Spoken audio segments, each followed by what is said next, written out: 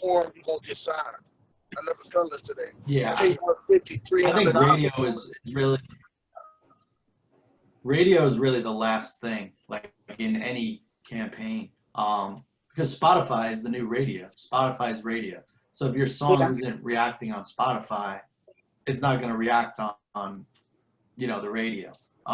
Radio is probably looking to Spotify and those playlists to see what are the biggest songs streaming, and they're playing them, based off of that.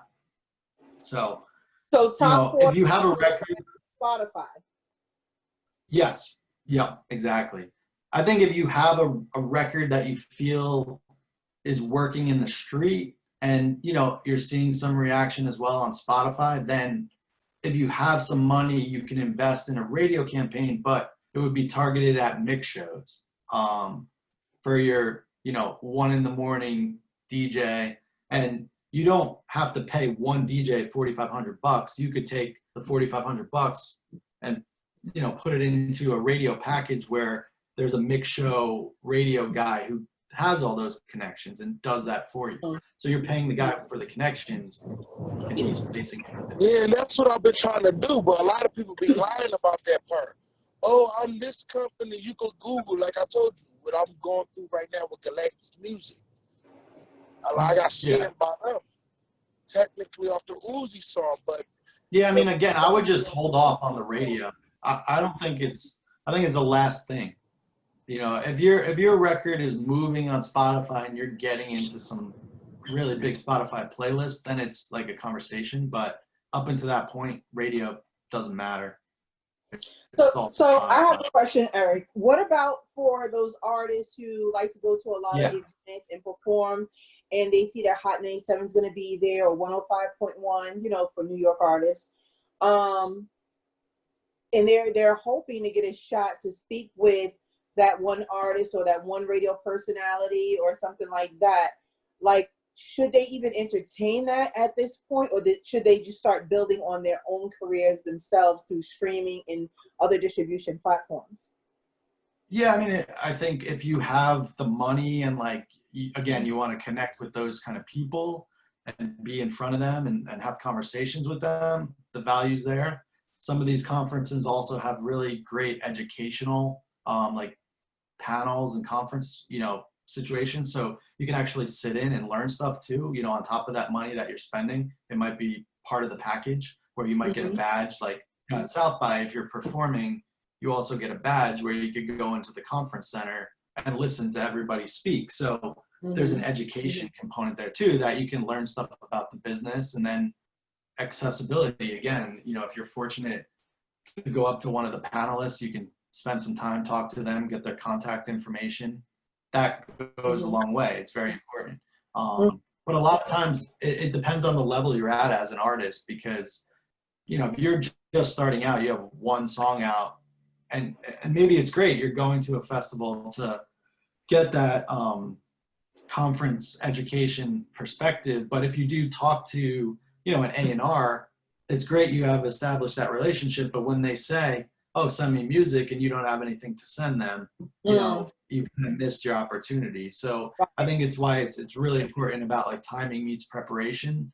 And you have to get to a certain point before you can really be understood and respected and taken seriously. So in the early stages, you're better off investing in music and recording and trying to hone your craft and your sound.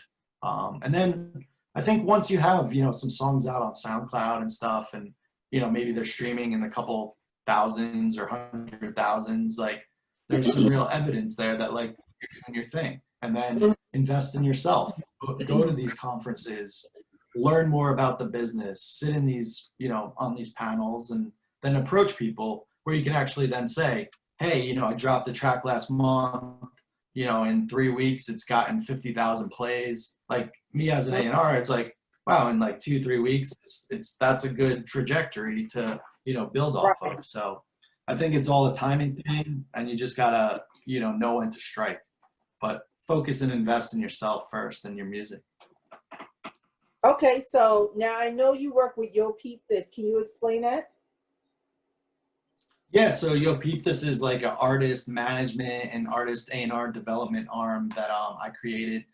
Just because, you know, following my time at Warner, I went over to the WWE to help run their music department. Cool job, you know, wrestling, but, you know, they have a lot of licensing. And I worked with Denzel Curry. We got him his song Ricky, I remixed, and it went into like a pay-per-view that we had called War Games. But I didn't get to work with artists a lot, and that was really my passion, like the development, the management, coaching them, teaching them. You know, there was none of that at the WWE. It was focused purely on sports, entertainment, wrestling, and it was very big. It felt, you know, way above the scope of where I was and how I could really get my hands dirty with artists. So really when I left Warner, I had started this firm, and it's cool. You know, I've got about 7 or 8 clients, like 6 management clients, 2 consulting clients, and it's been great. You know, so I'm looking to, you know, help artists and develop artists. That's really the goal. Right. Because and really use it as a vehicle for me too, to, you know, go into maybe another A&R job, you know, working with some of these artists, because a lot of times labels will hire A&Rs based on, you know, maybe the talent they're managing or developing or working on. So it's kind of twofold.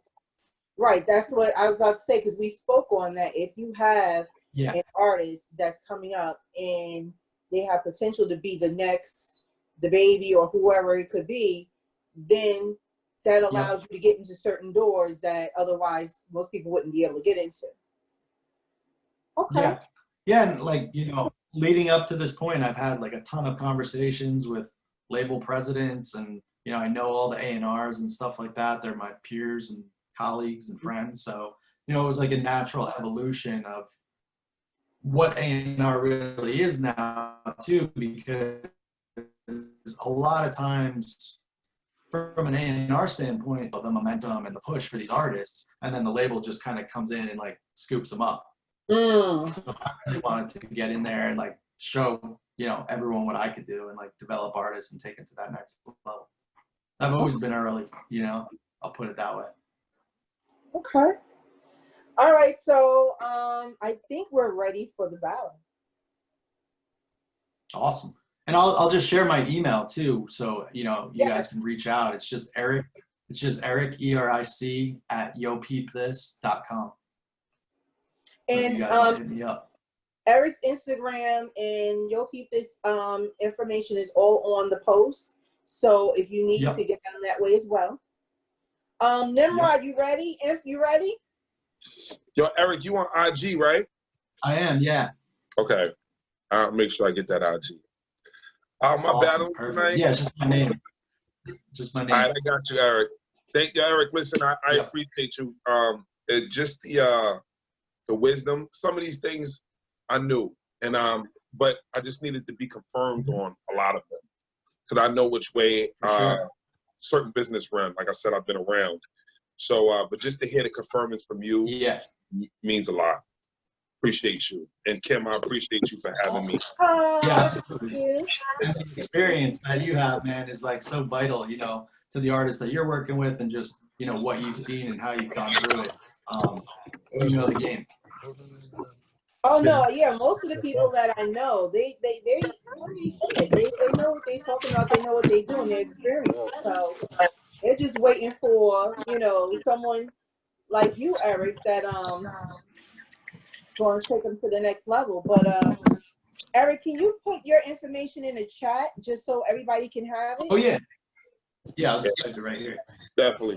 I'm definitely gonna, you know, follow you, Eric, and everything else like that. And, you know, with the leadership of Kim, hopefully we could work together, brother.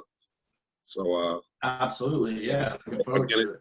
It's just awesome hearing from somebody of your establishment that where I'm going and trying to put artists is not in the wrong direction, and the advice that I'm giving is not the wrong advice. So thank you once again. Oh, you bet. Absolutely. So do we also have, let me see. Do I really got a rap? Do I really got a rap tonight? Of course. Where's M? Imp has been in and out. Oh man. Wait, so you know Imp, right? I called him the other day, like, and then he was supposed to call me back. He didn't call me. I said, yo, bro, call me back. Because I called him back. He didn't call me back. I'm going to get on his ass about that. That's why No, he he ain't said on he was here. going to call you today. He said he was going to call you today. That's how I was like, so wait, you guys met over the phone? Or did you guys know each other, like, prior to this? No. Mm-mm. See, that's, you know, I be bringing people together. Yeah, you like AT&T. Exactly. You like AT&T, Kim. You heard me? Exactly. You heard me? So, Yo, how do I do the chat draw? I just seen a message pop up. oh, if you're on your phone, the 3 dots. Oh, right there. Yeah. Chat. All right. F ain't on here. He hustling right now. Yeah. He in that new Bentley that he got riding around fucking town. Oh, there you go, man. F in that Bentley. Yeah, he in that new Bentley. He ain't thinking about being on this chat. He in that new Bentley riding around Queens. Oh, that's right. Am I in yet?